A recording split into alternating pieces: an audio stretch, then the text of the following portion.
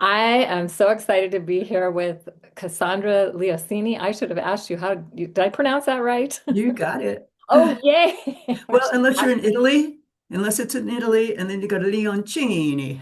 Okay. Leoncini. I probably couldn't have done that. So Yeah. anyway, oh, we're here. Cassandra and I met through a mutual friend years ago, about 2 or 3 years ago, that we know she connected us, and I wound up getting connected to her moon circle, new moon. Was it a new New moon Moon circle? Circle. Yeah, new Yeah. moon circle, and did a presentation for that, and it was really fun, and it was such a brilliant circle. It was just so good. It had I great really appreciate people. it. Yeah. Yeah, and then Cassandra does a new moon calendar that is so good. I highly recommend it for everybody, especially if you're at all interested in tracking the moon. And before we started this recording, I was telling Cassandra how back 30 years ago, I had to give a presentation for my priestess circle, and I decided to do it on the moon because the moon is the place to start learning how this all works. If you want to know more about astrology, but even if you don't, because it's such a great thing that we can track, and ancient cultures did it. In fact, the Hawaiians, I got to study the Hawaiian moon calendar probably back in 2009, I think it was. It's a long time ago.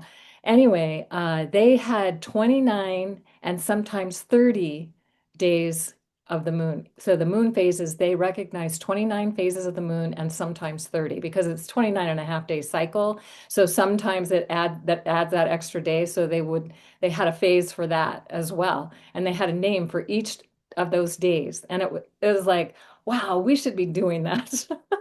But of course, theirs was related to being in Hawaii and how the land and the waters and all of that were there. So when to go fishing, when not to go fishing, based on the phases of the moon. But I grew up in rural Colorado, and they planted at different phases of the moon, and they did work with the moon phases as a rural hillbilly kind of. But I didn't realize how fortunate I was to be connected to that until many years later. And so then I recognized the wisdom of what it was they were doing. So anyway, that's a little bit about me and how I love the moon. So Cassandra, tell us about you, how you got started with the astrology thing, and also this doing the moon, this new moon calendar. Yeah. Well, it's going back so far. I hate to say the number of years ago that I started studying astrology, but I will say I was fortunate in I was living in Eugene, Oregon, and at that time, it was in the 70s. There was the most amazing cadre of older, incredible astrologers there who met regularly in this little bookstore. And I was fortunate enough that they let me, this young woman, just kind of sit on the side and listen to them. And I just was so swept up, and a couple of them became my teachers. Um, 5 years later, after this total immersion in studying with these people and reading everything I could get my hands on, I was at a point of knowing how much I didn't know. And it was like, okay, now you have a choice. You can remain a dilettante and just, keep this off to the side and play with it, or you can go on studying for the rest of your life because that's what it means to be an astrologer. Yeah. So Yeah, that's so the true. route I took. And there's always something new and always something Right? being revealed that we didn't know, or some insight or some download that comes in. It's like, and I love that you said that. Yeah, it's a Yeah. lifelong thing. Yeah. It's what's, kept me hooked because you never learn it all. It's not possible. And the depth, it grows both inward, the depth and the expansion. Yeah, uh, beautiful. Both going on. But Yeah. the moon, after, so many years of working with planets and early on more of the asteroids and then more of the deep space and, expanding the stars and constellations. Um, it just became so glaringly obvious that the the most important focus, the real focus, beyond the sun, is our moon. And to really truly connect mentally, emotionally, physically, etherically, all in all those planes with the moon is the most important piece of being human for It, me. I mean, it's so visual. It's so right there, and we can watch it over each night as it changes shape and moves across the sky and has different constellations behind it. And of course, we're all born in a certain phase of the moon. And Right? that's a whole other thing that can be really powerful to tune into and know about. But Yeah. even if you don't know that, working with new moons, full moons, quarter moons, whatever, whatever inspires you can be so incredibly magical and amazing. Yeah, yeah. I was back up in Southwest Colorado, which we're both familiar with, last month, and just gave a little talk in the local bookstore and invited people to come in because I wanted to share with them what the birth phase was of their moon, and then take them through the phases to give them a sense of where they came in and how important that initial phase is and how it launches us into our whole life of lunar phases. It's just fun, you know.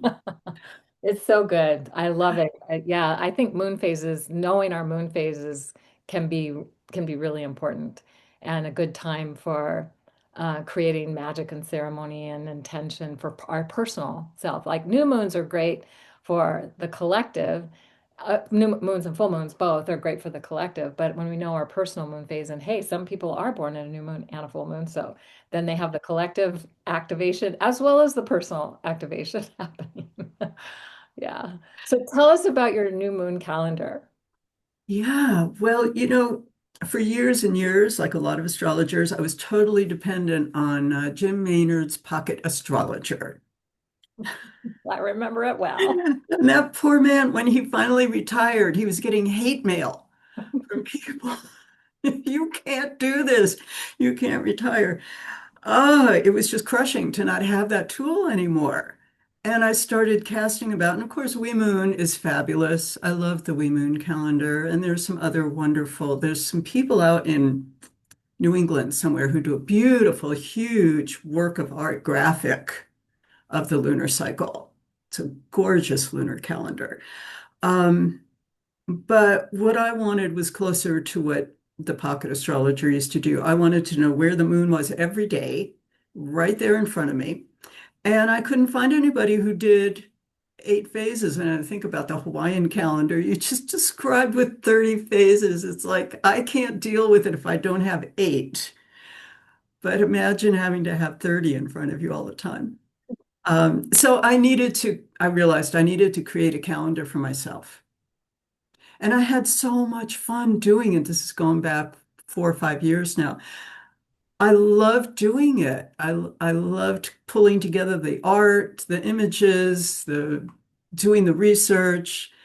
Um, and so it's become a thing. Um, It's so good because you not only is it, the new moons, the full moons, the quarter moons, the 8 phases of the moon mhm, that are important, but also there's like when is it a closest to the Earth perigee, also known as supermoon, but mhm, closest to the Earth moon.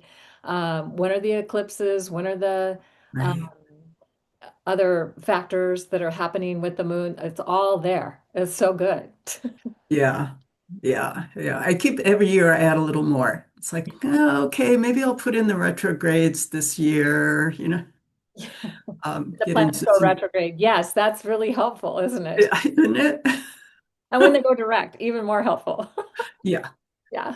So there's a little more. And then, what goes into the written portion is different every year. And this year was really something different because when I sit down to create this calendar, I'm going through at least four, sometimes more charts, studying at least four charts. for each month, for each lunar month. And, it's all, detail, and I'm making notes on everything that's going on that month.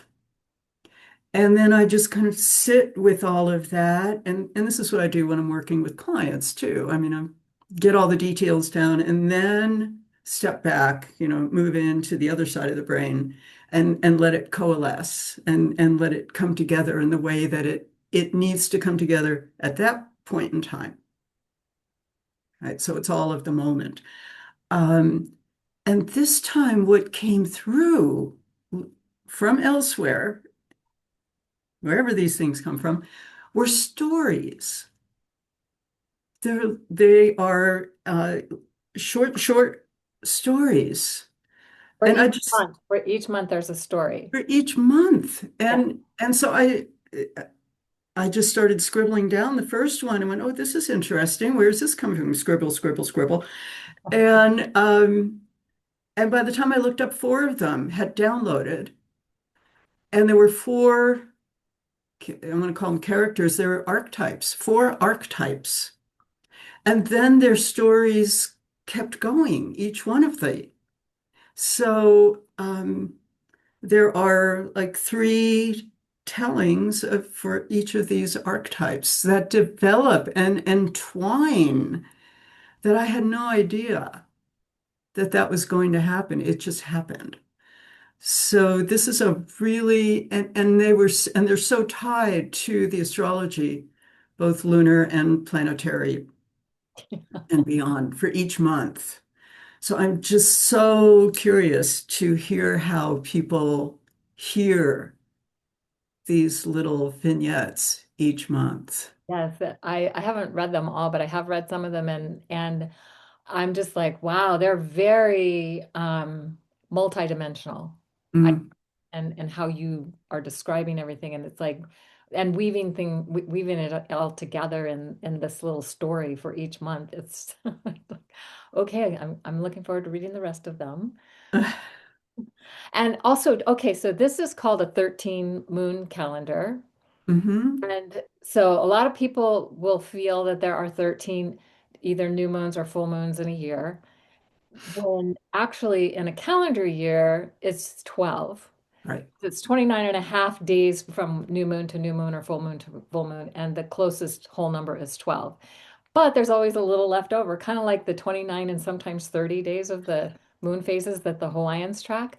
And so it adds an extra moon every about 3 years. There's an Mm. extra either new moon or full moon. In the calendar year of 2026, it's 13 full moons. In the calendar year of 2026, it's 12 new moons. But you start with December, and I'd love for you to talk a little bit more about that because the new moon coming up in December 28th, sorry, not 28th, 19th, Yeah. is At the 28th degree of, at 28th degree. That's right. I'm Sagittarius. I'm a Sag moon too, so I'm very geeking out about this. This yeah. anyway, close to where my moon was when I was born. And yeah, so I feel like it, and sometimes like so if you decide to track a solar year from say December solstice to December solstice, there will be 13 full moons or 13 new moons in a solar year. And this one's kind of close to that. Um, It's close. Well, the thing is, this is not based on the calendar year. right. This is one of the things I love about this calendar is because each page starts with the new moon. Yeah. So it's like, the last calendar page of this year starts, on November 19th with the new moon. December 19th. You Uh, you said November, or what do you yeah, mean? no, this month that we're in right now, this is the last lunar Oh, cycle okay, of got the it, got old it, year. got It's it. this month, and this page and this calendar starts on November 19th. Okay, got it. All And then it right. goes to December. And it runs out on actually, as I was explaining earlier, when I created the 2025 calendar, it was 2024. It was spring, summer of 2024.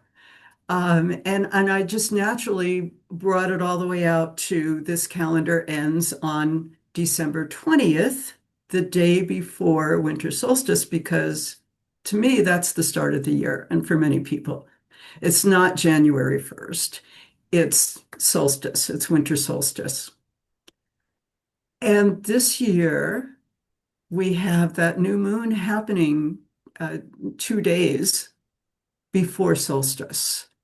And when you look at the chart for that new moon at 28 degrees, it's right in the galactic center. And it's got in Sagittarius, Venus and Mercury and Juno and who else was in there Sun, moon, besides the sun I and the think that's moon? all of them. Sun, moon, It's Venus. all of them. And the sun and the moon are all right there in the galactic center 2 days before solstice. And And it what's was interesting about, let me just throw this in, Mercury is not at the galactic center yet, but right, it's with a star called Antares, which is right, the heart of the scorpion and is considered the key to this golden gate or the gateway of ascension through the galactic center. So we've got Mercury activating that point as well as the other planets that we talked about are the asteroid Juno and Venus and of course the sun and the moon. right. So amazing. It is. It gives me chills to think about this moon. I am so excited for this winter solstice and what it is launching for us. And then if you want to add the comet, Three Eye Atlas, right, Atlas, closest to the into the Earth mix, on December 19th at the time right? of the new moon. Like, did somebody like create this on purpose? Kind of feels that way. Yeah, it does. It does. So what we bring to the new moon for me, uh, in my way of reckoning, this phase, most people think of the new moon as a time to set intentions. And for years and years, it's, how I ran ceremonies, and this is when we set intentions. But it has become clear to me anyway that the new moon is really not the time for us to personally decide, this is what I want to see happen by the full moon, or if we're working with progressed even um, at the full moon. This is a time to go quiet as we are during the balsamic phase, right before the new moon, and listen for what the new moon is bringing us to receive, to be porous and actively listening, and to be paying attention, of course, to our dreams, to experiences that come to us at that time, interactions, unexpected changes to our plans, to be so sensitive to what's surrounding, what's in our field at the new moon. I love how you're describing that. And it makes me think, because I have often looked at the moon phases and the yearly phases as connected to like what Joseph Campbell describes in the hero's journey. The hero's journey. Yeah. Yeah, and I know there's a specific heroine's journey that's also now come out since that time, but when I first was introduced to this was back in the 70s, so it was a long time ago. Anyway, but the moon, looking at the new moon is the call to adventure. So it doesn't necessarily mean you're planting seeds, but what are you being called to? What's calling you forth at this time? And I also think of that as the way to look at the December solstice, the new solar, starting Right. a new solar year. It's the call to adventure. What's the adventure for the Exactly. coming year? But we can do that each month as well. So I love how you describe that because it kind of fits with that. And then the full moon would be the when the intention of the quest, whatever the call to adventure has been, is fulfilled. Then there's the return journey, and that's a whole other part of the story. But That's right. you know, Oh, the phase, it's so rich. For 10 years, I facilitated an experiential ceremony. It was a year-long ceremony called the solstice tree, and we started with the winter solstice. And not set intention, but dreamed into what this year might bring us right. to be realized, manifested at the summer solstice, which Yes, is the full moon of the year, perfect. I love that we're right? on the same page with that. So good. Yeah. So we follow so each of the uh, 8 phases of the moon became 8 seasons of the year. Yeah. So it's the solar lunar calendar. And yeah, Yeah, it's a the moon very, does in a month what the sun does in a year. So it completely tracks that, right? yeah, that there's 8 phases of the moon, and if we look at the cross quarter points, there's 8 phases Exactly. a year. Yeah, Yeah. got it. You add Yeah, the solstices and equinoxes and the cross quarter points. And so that's really, in essence, the idea that the moon is doing in a month what the sun does in a whole year. Yeah, yeah. I love it. I love that you did that. That's so good. Yeah, it was a great ceremony. A lot of people went through that because they worked with a tree. There was a tree that called to them, and that was their point of reference and ceremony for the year. Beautiful. Yeah. So, is there anything else you want to tell us about your 13 moon calendar? We did talk a little bit about what's coming up on December 19th, and then of course the next new moon and will be a little later in January, and then there's eclipses and other factors that are happening throughout the year. So, is there anything else you want to share with us? I think because of the way that the text came to me this time as receiving stories. I think that using this calendar to open up to the stories that are presenting themselves to us in our lives feels like a very powerful way of being present this year and interacting with the forces in play, whether you're thinking about electromagnetic fields or heart-centered personally. I mean, there's so many different ways to field those energies that are flowing, and they're magnificent energies that look to be flowing in the coming year, and to play with perhaps how their stories, and doesn't mean we have to be writers and writing them down. Oh, we Um, could be. we could be, absolutely, for the writers among us, but I just framing things perhaps that way. How is this story going? Wow, isn't this interesting how this one is playing? I had no idea I was going to go there, like what happens to writers. Right. The characters come alive. I love this. So the idea of paying attention to how our own story is unfolding and actually tending to that, because then more richness, more magic, more miraculous things can happen as a result because we've got our attention there around paying attention to and it becomes like medicine. I like to think of there are stories that we have that are medicine stories. It's not like we tell them because we want people to feel sorry for us. Yeah, Right. Or or we want to look really great and amazing and wow. But we tell them because they can be inspiring to other people. But are we paying attention to our own story in the moment now? And so that sounds like this is what is the opportunity that we have in this year 2026. And if people pay attention and maybe get your moon calendar, we'll give information about how to do that in the show notes. But that is, you by paying attention to the story that came through for you, they might find that it inspires their own stories to come through for them. yeah, or excites their own because they're archetypes, right? And when we're playing in that archetypal field, we're opening ourselves up to, tremendous energy and inspiration and guidance. And as you said, healing. Yes, yeah. Medicine, our own medicine. What is our own medicine that we carry within us that we haven't maybe even been aware of or fully aware of, or maybe we've been a little bit aware of, but we could be more aware of.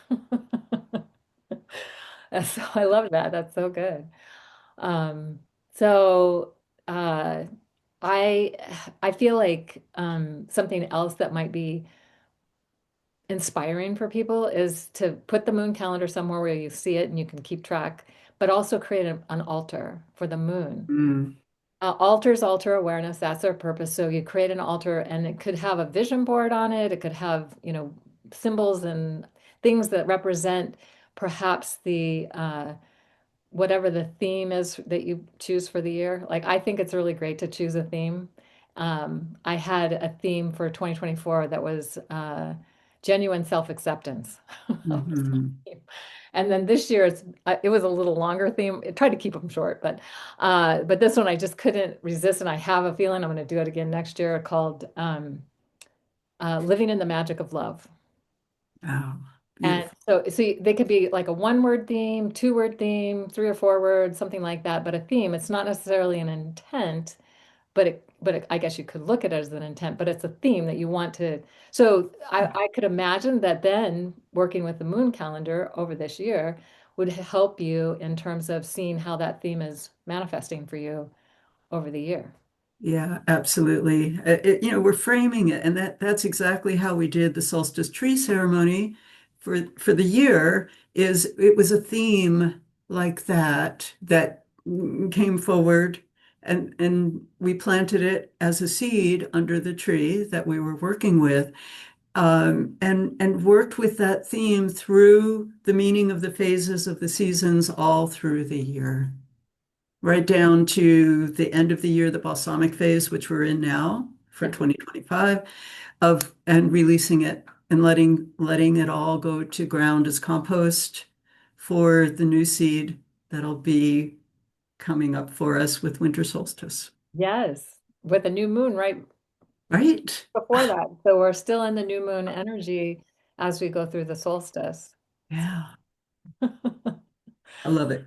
I love it. It's exciting. All right. So I can't think of any other questions. Is there anything we haven't covered? The only thing I would love to add is that I am facilitating another year-long ceremony this year. It's not the solstice tree ceremony, but it's called Singing Down the Moon. And we'll be working with the lunar phases um, through the year, each month, Beautiful. each month. So So I've got that on my website, so I'll get you a link okay. Yeah, for it's a that. once a month gathering. It's a once a month gathering on Zoom. Um, during the last quarter moon, which the phase is about integration. Yes. That's my So moon phase. I love it. yeah, I love the last quarter moon too. But the balsamic is my favorite. So what we're going to do each month when we meet on Zoom is we're going to talk about the upcoming new moon, all right, and how what kind of stories might be calling to each of us. And then not processing our personal stuff, but we're certainly going to talk about the integration of the previous new moon Yes. when we meet. Yes. How do we put this to rest? What do we do with this? How do we make meaning out of what's gone on since the last new moon? Yes. And sometimes the integration is ongoing. It's like it doesn't just happen in a month. Sometimes it Right. goes for a year or decades. It could happen. Right. So yeah, so being aware of the fact that it might not be quite complete yet, It's it may still be ongoing. Yeah, that's yeah, awesome. But to do it in a group, and the group energy is so powerful, and it helps to uh, accelerate our own intention and magnify whatever it is that we're working with as well when we are working in the group energy. yeah. I mean, just keeping the meaning of the phases of the moon alive as we're watching her and experiencing whatever's going on in our lives and to stay with it. I mean, there's your practice. Yes. Yes, beautiful. I love it.